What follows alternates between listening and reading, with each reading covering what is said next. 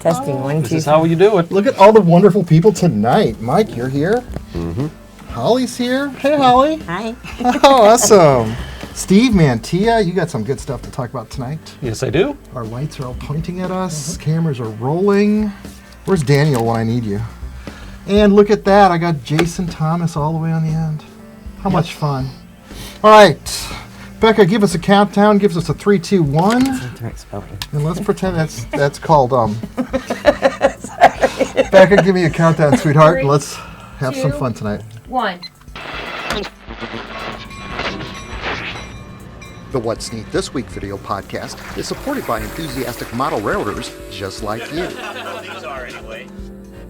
And by GL Robotics, with over 61 colors of 3D printing filaments in stock, your gateway to new technology. Check out their website at glroboticsusa.com. Further support is provided by Microengineering, keeping you on track with quality products for 55 years. Check out their website at www.microengineering.com. Order from your local dealer or order direct by calling 1-800-462-6975. Additional support is provided by Yelsma Graphics, America's leading distributor of quality railroad art and embroidered clothing since 1985. Check out their website at yelsma.com. Further support is provided by the NCE Corporation, the power of DCC. Visit their website at ncedcc.com. And thank you for supporting the What's Neat This Week podcast.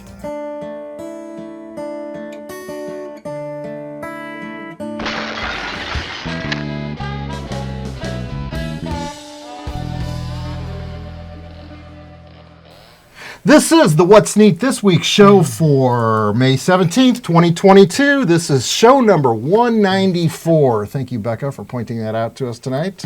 Tonight, we've got a whole wonderful group of people on with us. Starting on the very end over here, I've got my favorite, Mike Budde. Hey, Mike. Hi, everybody. How are you tonight? Good, thanks. You got some cool cars to talk about, and everybody loves it when you do that.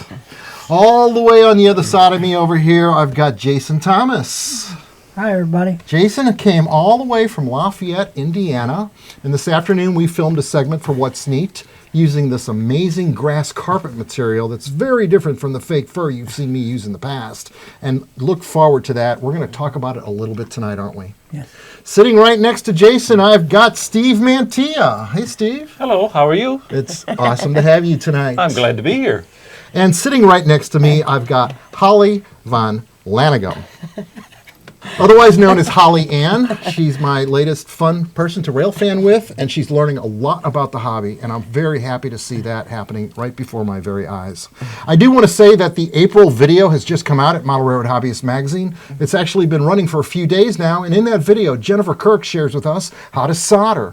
Everybody loves Jenny Kirk when she does stuff. That woman's absolutely talented in our industry, and we love her so much. Also in that video, I got Larry Harrington from Bachman Industries sharing with us some of the new products just announced from Bachman out in Philadelphia, Pennsylvania. It's always great to hear what they've got to share because their models have just gotten better and better and better over the years. Also in that video, we've got our favorite Mike Budde. And Mike, tell us, what did you do in that video? Scotch tape windows, I think it was. Yeah, it was just a quick little tutorial on how I use Scotch tape for some of these resin cars, like this one here has the Scotch tape windows.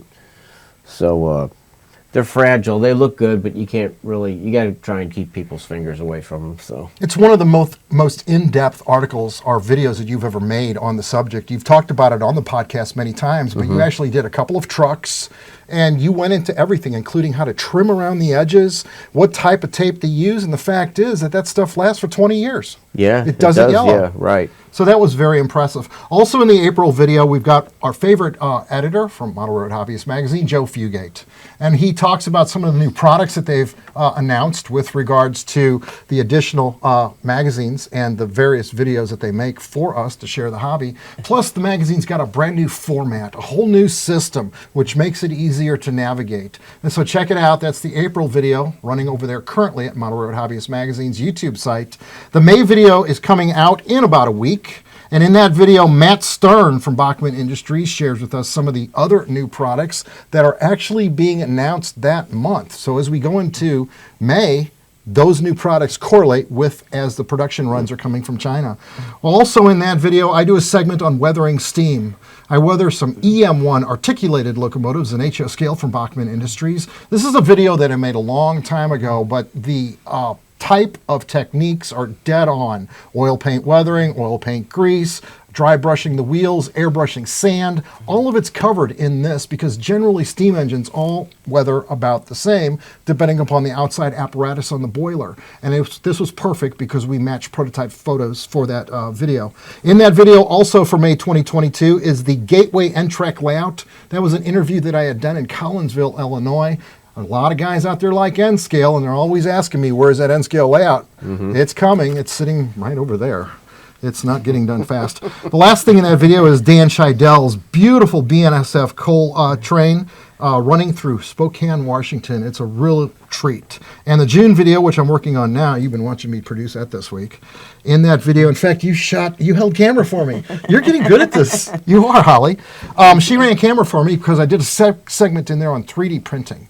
And so after a couple of takes of getting the words right, we talk about the Anycubic Viper printer, which is brand new on the market. It's similar to that 3D printer that we had back in December 2015 from Dremel. This is an open printer without a box. It's finer lines, self-leveling table, very impressive how-to on that. Also in that video, Doug Blaine and Larry Harrington, both from Bachman Industries, talk about all the new products that are coming out in June, right before the NMRA National here in St. Louis. So there's a lot of material in that video, including Jenny Kirk. She gives us a 15-minute segment on how to make trees, which is a different technique and method than I have actually ever seen before. These are deciduous trees using certain armatures. It's actually a treat because the technique is different. And there's no one way to get it right in our hobby. There's no such thing as rules. You and I talked about that today, didn't we, Jason? Yes, we did. So, Jason, tell us about this matting surface, this material that you made. This is an absolutely fantastic video you made today. Well, I originally found it at Hobby Lobby. It was a chance find. I was at the store with my wife looking for some other things, and I saw a roll of it sitting on a shelf, and I was like, what is that? And so I went over and unrolled a little bit of it, and I sat it down on the floor, and I was like, you know, that would make real good. I was like, that would make really good, you know, scenery material. So I went back later and got it, and this year they don't have it, which is kind of a bummer, but you can find it on Amazon.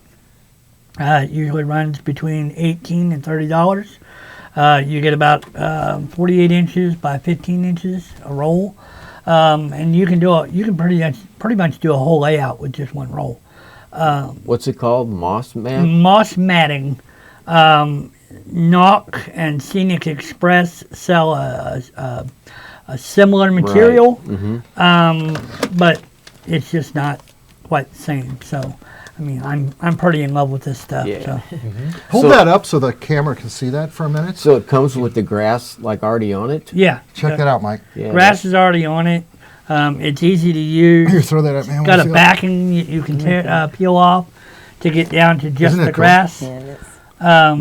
Mike, check this out. Yeah, I was looking at it earlier. He's got a module over there. Let's talk about that module. I shot a B-roll clip that we're going to run right now of you presenting the finished module. Right. Without giving up any of the video, we're going to just show the finished product right now. Right. And you were quite proud of it. You did the Vanna White, and it was perfect. Right. It's easy to put down. Once you get the backing off, you put the glue down, you put the moss matting down, you cut it. Once you've got it all down, you cut and trim around it to kind of just even it up, make it look pretty. And then you can do your track and your ballast and your roads and your ditches and everything else around it. And you let that stuff dry, and this stuff, I mean, it really beats. It's better than fake fur. It is. Which I've sworn at for years. Right. It works. It beats all. But what is it sold for? Do people use it like in flower arrangements, or you said something about putting it on a patio? Yeah. So it's like fake grass. Well, actually, originally, or what they normally use it for is at Thanksgiving time. People will roll it out on a table and they put baskets and Right. stuff on it for the, for the Yeah. holidays. And people also can use it. They'll roll it out and staple it down and put grass on their patios out back if they want Yeah. to. Oh, I see. Or they'll Okay. put it on the wall, like moss growing down your wall. Or they can use it for weddings. That'd be great for interior decorating Yeah, even. as long as it's Yeah. not black mold. But it looks Yeah, absolutely... that's it. Oh, just hide them. with the right glue. I mean, I don't think it's going to mold, but it's still good stuff. I mean, Very I, nice. I as long as Amazon keeps carrying it, I'm going to keep using it. So That's cool. That's awesome. Mike, you brought some amazing cars tonight. I'm going to shoot B-roll of this since Daniel's not running camera for us tonight. Yeah. Tell us what you brought tonight, Mike. Well, Josh and I went over to Redboard Hobbies over there in Belleville, Illinois, about a week ago, and he's always got a good stock of vehicles, and I don't need any more, but I still come home with some. Of course. You just Can't go to the hobby store always without- need new ones. coming home with Yeah, something. right. That's it. Well, this 68 Charger, it's a new color, a pale yellow, which has always been one of my favorite colors for cars. I think just about any 60s or early 70s cars looks cool in that color. And then this Dodge Daytona is same body as that car, but this was a car that was developed for stock car racing, and the rear window is flush with the side pillars, where on a stock Charger the rear window is inset. So in order to qualify for NASCAR, Chrysler had to build a certain number of these cars to be sold to the public, and that's why you saw them. Well, I don't know how old you guys are, but I remember see them sitting around at the Dodge dealers. They couldn't sell them from, they sold really good at first, and then people thought they were kind of goofy, and they sat there, and a lot of them ended up taking the wing off and the front nose off and making a regular Charger out of it. Let me throw something out there. Holly, you actually built some Chrysler products. Oh, haven't you? yeah? Yes, I did. The Dodge Might have Ram. worked on it. Dodge okay, Rams. Yeah, Fenton. Yeah, they built those Chargers too back in the day. I was going to say, that was Fenton before my plant. day. Yeah. But And then these three Corvairs, this is one of the original ones. I should say these are all from Oxford. I forgot to mention that. And this is one of the original runs. They came in red and blue. This is a red one that I cut the top off to make it into a convertible, and I changed the wheels on it just to make it a little different. And then this is a new color that caught my eye over at Redboard, gold. I hadn't seen one of those, so I got that. Then this one is a really nice 61 Chevy Impala convertible, and Oxford came out with this, I don't know, about a year ago, and was red, then they had white, they had several colors. I hadn't seen this one, so I bought it, but about 20 years ago, Classic Metalworks came out with a 61 Impala, and it still stands up pretty well considering the age of the tooling, but this one is really a whole lot nicer, with the grill and the pad printing. The emblems and everything are really sharp and clear, and so these other ones are just versions of the Classic Metalworks. I made this one look like it's a convertible with the top up.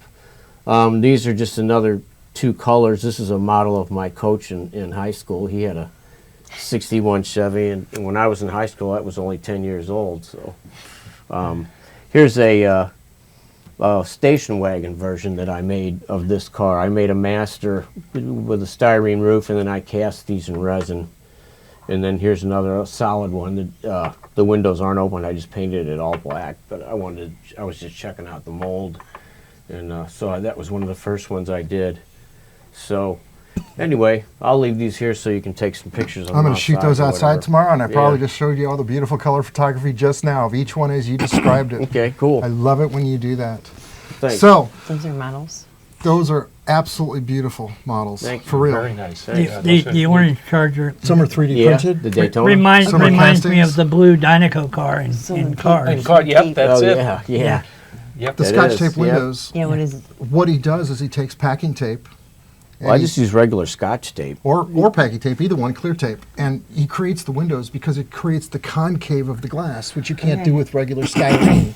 And Mike really perfected the technique over the years. He introduced us to it 20 years ago, would you say? Yeah. maybe 25 years ago. Yeah, it's not perfect. I mean, when you look at it really close, you can see that it's, that it's not perfect. But really, when your see where cars the are car's sitting going? on a layout, your eye will just, if it sees a reflection, it'll just assume the glass is there and just go right over Right. it. Yet, Yes. if you've got a model with no glass in it, people will notice that right Right away. away. So you're really just kind of trying to fool the eye by doing that with the tape, and it looks pretty good in photographs. And I use it in buildings. And we Yeah. can do these with 3D printers. A lot of those cars are Oh, 3D yeah. You printed. know we're on it. Yeah, none of these are. We're going to be making But us some yeah. cars. So, Yeah, wow, that's exciting. Yeah. She likes cars too, Mike. cool, man. We're definitely have to That's make awesome. some cars. Nice. The 3D That's awesome. printers is something that actually caught your attention when you first came down here. Yes. I do recognize that because there's so many different things. The sky's the limit to what you can do and make. Yeah. And we got James Regier to teach us how. Yes. Yep. It, Plus, we yes. got, right, Greg Summerland out there at Yeah, GNL and, Robotics, yeah, down in GNLRoboticsUSA.com. Alabama. He's the one that set us up with the Viper printer that we're Right. using for the June video. Yeah, he And was helping us set it up too. He was on the phone telling us what to do on a video call. That's He pretty was. cool. He was on Skype, and he offers that to his customers, where he can actually Skype with you. You can show him what your question is. He says he's done it, and what a great way to help you Right. set up your machine. Right. But honestly, the setup is simple. James put that together with 4 bolts. You hook up all the wires, and it's self-explanatory on how to start it. The instructions are clearly written. I like that about it. And it was just great. Another question I've been getting a lot on the internet is microengineering. How are they doing? A lot of people saw the ad in the Model Press where that company was for sale because Ron, at some point, would like to retire and fly his plane. So the company's doing well. Their biggest customer is Wathers Trains, and if you want to order product, it's easier just to go to your local hobby shop and or Wathers to order your product. There's plenty of track available. They're working around the clock, and the company's doing well. With regards to the sale, I don't know what's going on with that. That's kind of private information, and we'll just see what happens, and we'll all find out at the same time when it does happen. But to answer the questions out there that I've been receiving, microengineering is very much in business. They're making all the turnouts, all the different scale rails, N scale, HO scale, ON30, HON3, O scale, and narrow gauge trackage. Anything you want. Code 70, code 55, code 83, and code 100 rail. And for you G-scalers out there, they make some beautiful code 250 rail, which is what I use on my Garden Railroad. I absolutely love it. So they're very much in business, and I just wanted to alleviate any rumors by simply stating that. So, Steve Mantia, what did you bring tonight, brother? Okay, I brought something a little different. I usually tend to bring some of the Lionel, the O scale that I really know a little bit about, but most recently picked up a collection of G scale, especially LGB. Now I'll pretend that I know how to pronounce this here. This'll be good. It is a Deutsche Bundesbahn. Ah, good job. I think that's okay. I took 2 years of French in high school, so I didn't know German's taking a stretch that way. But it was just something different. I have a number of cars and other things that way they picked up. But anytime I tend to get a phone call, I never know what I'm really going to get. So you've been interested buying a in lot that. of collections. Been buying a lot of collections. Most recently an HO collection, this G scale one, and I've had a couple other people have called me, but hadn't worked out. I talked to a gentleman in Kansas City about some Markland, and just it didn't work out going to see it and that type of thing. But it's been interesting to see what phone calls I get.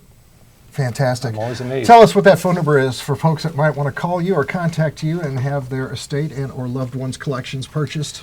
It's 314-369-3949. Great. And you've got a train show coming up next week. This is the third time around to be doing this show. Tell us where that is and what are the dates. It's May 14th. Next Saturday is our show in Imperial, Missouri. We're looking forward to it. We've been doing other people's shows, and we're anxious to have our show. Glenda and I have got our map made up of wherever all the vendors and dealers are going to be. Right. And we're just anxious to have our show and get the donuts ready and get all the stuff that way. And I've had a number of people contact me from different areas about wanting to get tables, and we were blessed that the show is the vendor-wise is sold out. And a number of people have called just wanting to know where it's at, and the point of reference is sometimes the Arnold Water Tower, and a lot of people seem to know that. So we've been able to. Hopefully, we'll get a group of good traffic to come in here, because all the other shows that we've been to since these years come on have had very heavy traffic in that. So Right. Good. Very cool. So every Thursday or Friday, Holly and I have been running around town here, rail fanning. I've been showing her some of the choice spots in St. Louis to watch trains. It's been a crash course in the hobby overall. But we've had some conversations, and one of the topics that I brought up to her is one of the things that we all try to figure out, and we've all talked about over the years, including Wathers and Bachman and Athearn and so many different corporations out there, is how do we get the youth interested in our hobby? How do we bring the youngsters out there that we're finding on the internet and get them away from the gamings and the consoles and the computers and bring them into the three-dimensional art that is what our hobby is. And it is art. It's like painting a painting three-dimensionally. Oh, yeah. But Holly brought up a very interesting layout and a subject that she thought would be a good way to introduce the youth to the hobby and make them interested. Take it up. Vick Smiths layout. Vick Oh Smith. yeah, yeah. The city's Awesome. edge. Yeah, yeah. That's really. It has a lot going on. A lot of street cred in that Yes. layout. that's it. It does. So yeah, it's pretty. It's really amazing. What was it about the layout that intrigued you? Because that was one that you really liked. The atmosphere, the scenery, Little the parties club, the going bikers. on. Yeah, Nightlife? the nightlife, yes. Bikers? The things Yeah. that catch. So it's like real Yeah, world? yes, very much Yes. so. different things that catch your eye. Uh-huh. Just something to get your attention of looking at all the different things with it. Yes, Well, the way he lights it, I mean, he lights it Right. in a way, yes. and he puts the background in a way that literally makes you look like you're looking into the real world. Yeah. It just, The crime scenes. it's really Yeah. cool. What's going on in the hotel windows. Right. So you're saying if when you get the opportunity to start working on a different section of this layout, which I'm changing all the narrow gauge out, I want to rebuild another city. This is Oh, a project nice. that you would like to tackle? Yes. And get involved in the city modeling and just recreate that South St. Louis, that inner city effect. Yes. I look The forward to nightlife. seeing that, the nightlife. This is, yeah. So is The it, streets. is it a daytime scene, is it a nighttime scene, or is it a scene where we change out the light bulbs and Yes. have it become day and night? Yes, day and night. Excellent. Well, Joshua Barton has that technique that he uses. Right. Yes, he Like the does. sunset So, with yeah. the LED strips along behind the horizon. Yeah, and he can change it at a moment's notice. It can change from day to night. So, I mean, it's kind of cool. Yeah. That's very cool. Jason, you've got a home layout, don't you? Yes, You were I do. describing that to me. Tell us about your home layout. It's a 4x8 layout. It's a recreation of my original layout, which was a 4-foot by 10-foot layout that got destroyed. But I've got my stepdaughter, and she's very interested in the hobby. She watches me model and sometimes helps me by working on the tree armatures. Nice. I told you about that this afternoon. I gave her a bag of the Woodland Scenics tree armatures, and she sat there and bent every one of them while watching TV. And Nice. even tried to get her boyfriend to help her at one point. Yeah. And I don't think he was too keen on it, but he still did. Yeah. And it's just it's a passion of mine. I enjoy modeling. I really and getting into the modeling. What I do in my mind when I model is I go down to street level. I take my Right. whole mind, my whole self, and I just Yeah, I shrink I know what myself you down, mean. and I Exactly. stand there, and I imagine, what the guys who built Las Vegas must have been thinking. Stand in the middle of the desert looking around. Where do I Yeah. want things? Right. And what would it look like in the real world? So when I do that, my wife can tell you, I get lost for hours. Becca said you're an artist. Yeah, I get lost Right. for hours, and I lose myself in it. She works weekends a lot of times, and she'll come home, and I'm still, it's dark outside, and I'm still Yep. working on it, and she's just amazed. I can totally relate to you seeing that stuff in the store too, because us modelers, people that are focused on little things like that, we look at the world totally differently than everybody else. We see trees and weeds, rock formations, that most people would just walk right past. I mean, He was in You the know. backyard finding all kinds of tree Yeah. weeds. What were you doing out there? Well, he has a tree out here that's slowly dying, and I looked at the bottom of it, and it had armatures on a branch, and I was like, wait a minute. And There I you go. told Ken, I said, that's a tree. We cut part of that off, and you put some foam on it and put it Yep. on your layout. That's a tree. Yeah. So, I mean, you can find material even in nature to make your layout just pop and stand out. Absolutely agree. Very nice. Absolutely agree. Guys, going around the table, is there anything else that we want to cover tonight?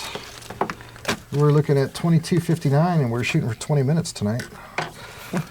What are these? Are these 3D prints here? That deer, Yes. an owl. The owl is the 3D print that we're making for the June show, and this is something that comes right out of the machines. When the machine's delivered, there's a chip, and on the Okay. chip is the instructions, and there's a few files in there, Right. so you can test it out to make sure everything's working. Then you go online to Thingiverse, Right. and then you do what James does, you convert it to an STL file, and That's that's where you what lose me. James did when he made this deer. She calls them fur babies. They run around my yard all the time. She Yeah. loves them. There was some And out there tonight. I Yeah, told they James, were. So I'm tonight. I'm amazed when they're in the front Yeah, yard every yes, time I I love come it. here. Love It's it. just, You gotta I'm be gonna have to careful. down my hand. I know, it's my goal. I can believe it. so last week when James was here, I said, can you make me a G-scale deer? So we picked one right off of the internet, and this is a rough print. Holly filed on it, and she's going to paint it deer color. Yes, correct. And it's just a really neat G-scale model that just came from a spool of filament. That's what's amazing It about is. this. Truly It's amazing. amazing. Yes. Amazing. It's Remember, just- remember when you did all the castings? You're making Right. molds, Right. I was rubber molds. Pouring cars out of a bottle. Resin. To me, that was blowing me away. That I could make all these cars just out of a bottle. This is even way more. I mean, you can do way more things with this. I mean, we're gonna make us some cars. We're gonna make some cars, Cool. definitely. I'm looking forward to that. She's going to make auto racks. What do you want to bet? Yeah. Rock and roll. Now, when we were at the hobby shop, you and I went with Denny Yelsma last week, Mark Twain up there, and I was, well, like I always do, I was showing off my box art. So I got all these boxes on the shelves of manufacturers' products where through the years I did photography for the box art to help sell it, a selling presentation, right? A serving suggestion. And I was pointing out some of the roundhouses from Atlas, N scale and HO scale, just bragging, you know. Of course.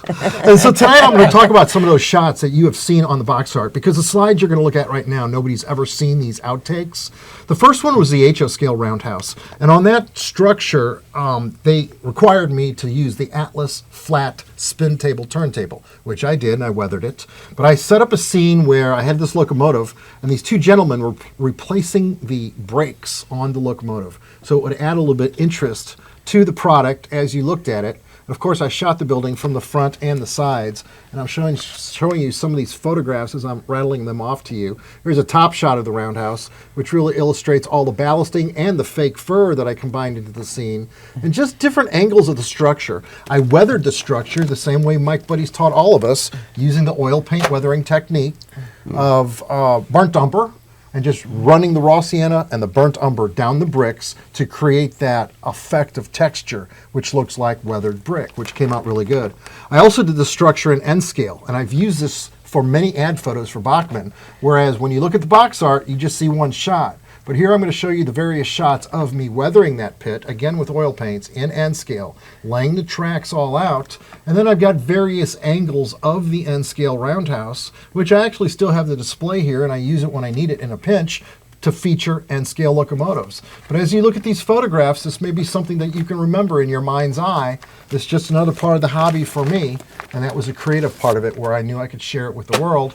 And I'd pull out all stops just to try to add credibility to what is otherwise a plastic model. And I think I did that. So I wanted to share that before we close this one out. That was the last thing I had in show notes, guys. We're at 26 minutes.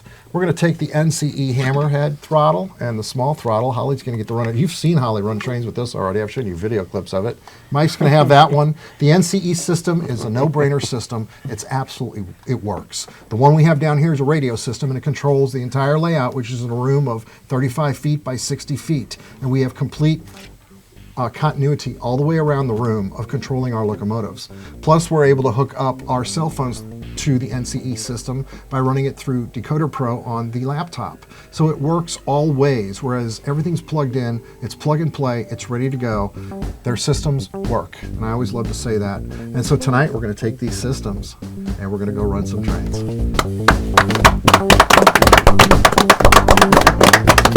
Okay, thumbnail. I know what you're going to be holding. Right? I'm just going to give a thumbs up and smile. Yeah, hold a little You guy. can hold a little deer up. Ready, Mike? Thumbnail. Everybody smile. Pick a camera and smile at it. And we got that. Make sure you take off your microphones. Oh, yeah. Good job. Good job. Good job, Holly. Thank you. Good job. Welcome to the crew. Thank you. Rolling credits. Keep camera 1 rolling, and I will roll credits. I'm killing sound. Sorry. Did you see everything? Yeah. Yes, I'm happy to talk about my show. I'm always happy to talk about it. I like talking about We have good sound on file. Good job, Jason. Thank you. Thanks for coming all the way up here to show off this beautiful material. Yeah. That's actually cool. I wasn't bad, real bad. Like a lot. Yeah, that looks really nice. I'll send you it.